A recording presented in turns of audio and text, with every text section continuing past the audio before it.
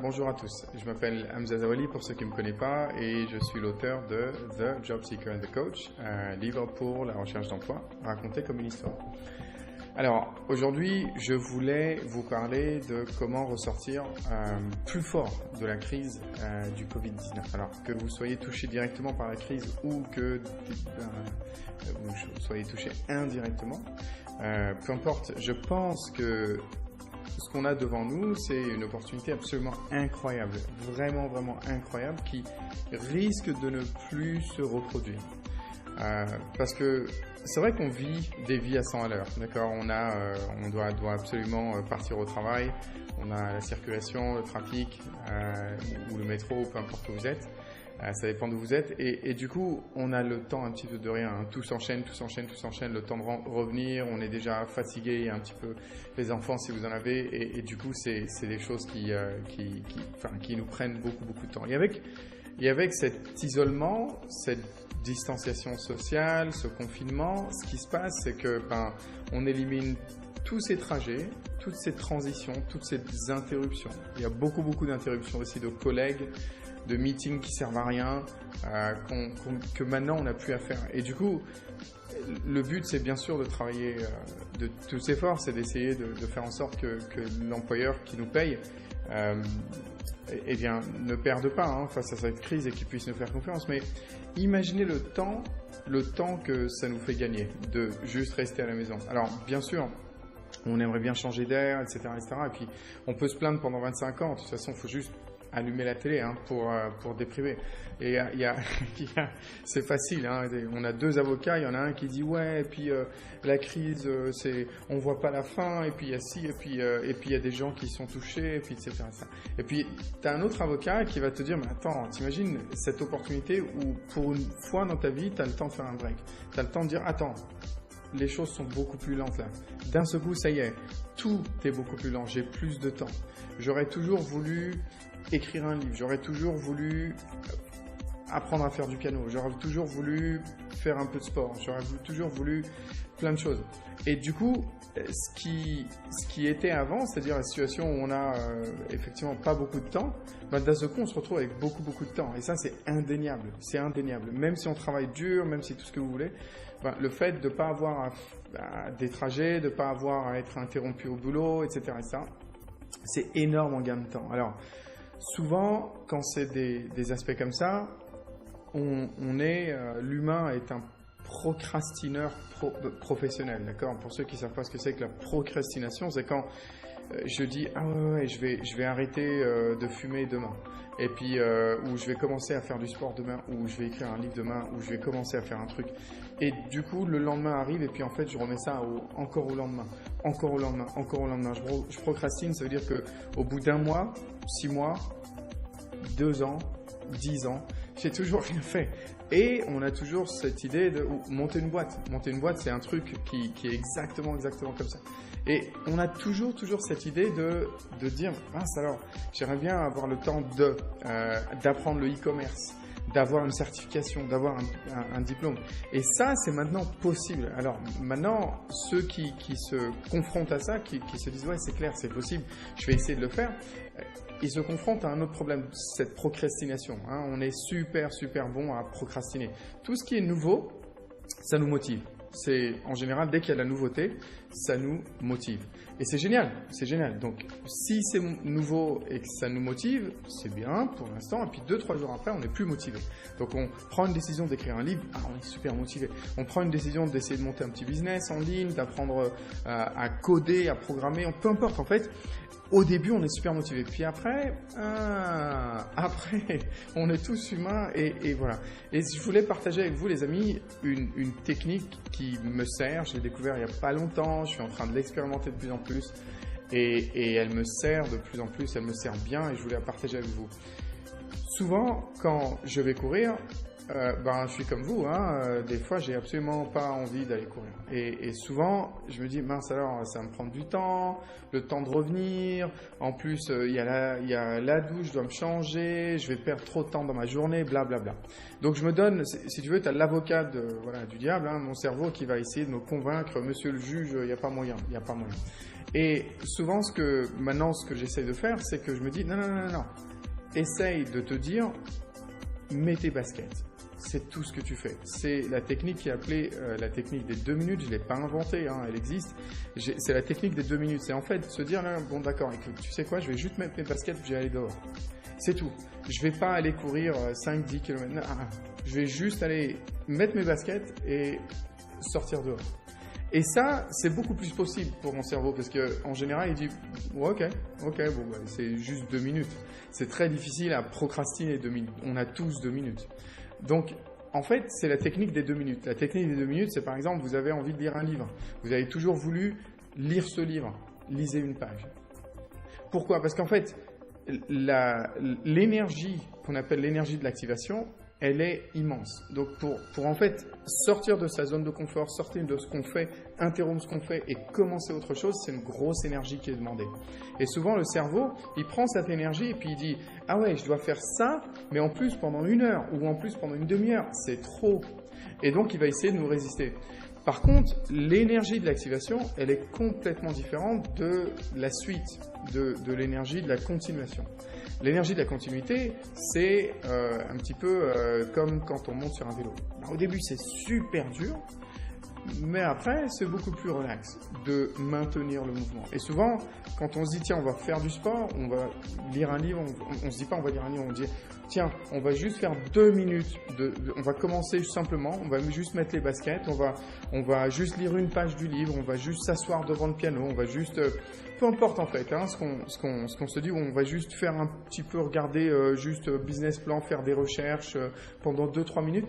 Souvent, ça c'est l'énergie de l'activation et c'est beaucoup plus facile de continuer quand on est dedans que de commencer quand on n'est pas encore dedans et qu'on se dit « Ah, il me faut au moins une demi-heure, 1 heure, il faut que je fasse tous ces exercices ». Le succès, c'est de la routine. Si vous comparez deux personnes qui sont, on va dire,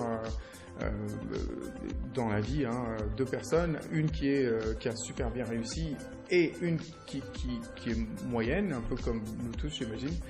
Des fois ça marche, des fois ça marche pas. Eh ben, souvent, la personne qui a réussi, on va s'apercevoir qu'elle a des routines, des habitudes complètement différentes de la personne qui est pas forcément en pleine réussite. Et souvent, c'est ces routines-là, c'est ces habitudes-là, faites tous les jours, qui s'accumulent et qui créent un momentum dans la vie.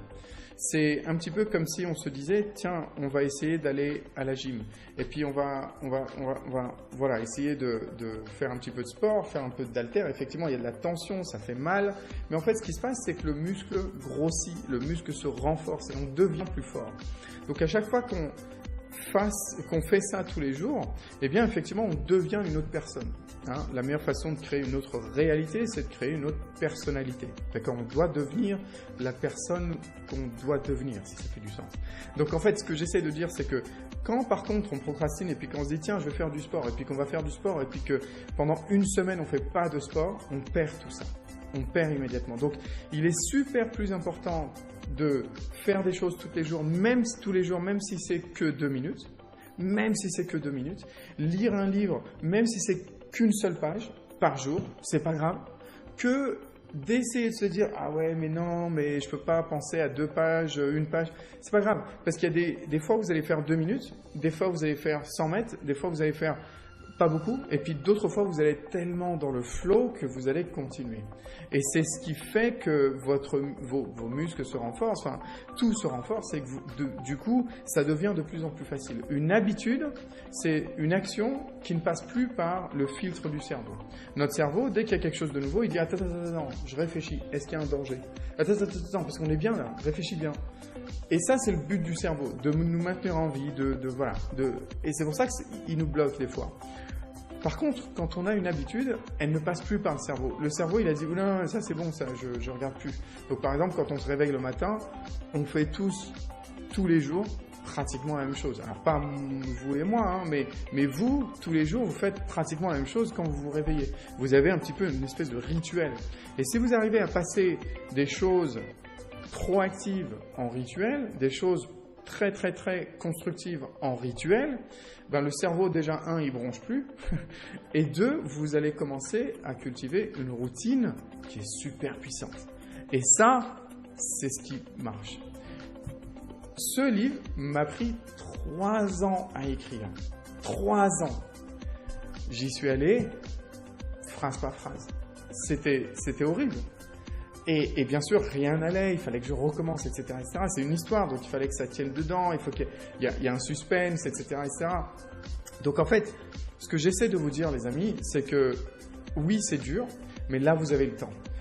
Et si vous avez envie vraiment de développer une habitude, d'utiliser justement le fait qu'on est confiné, qu'on est à la maison, pour développer des habitudes, pour un petit peu améliorer nos résultats, notre vie, et un petit peu entamer les projets dont on a toujours eu envie qu'on a toujours eu envie d'entamer, comme monter une boîte, comme apprendre le commerce digital, peu importe en fait, hein.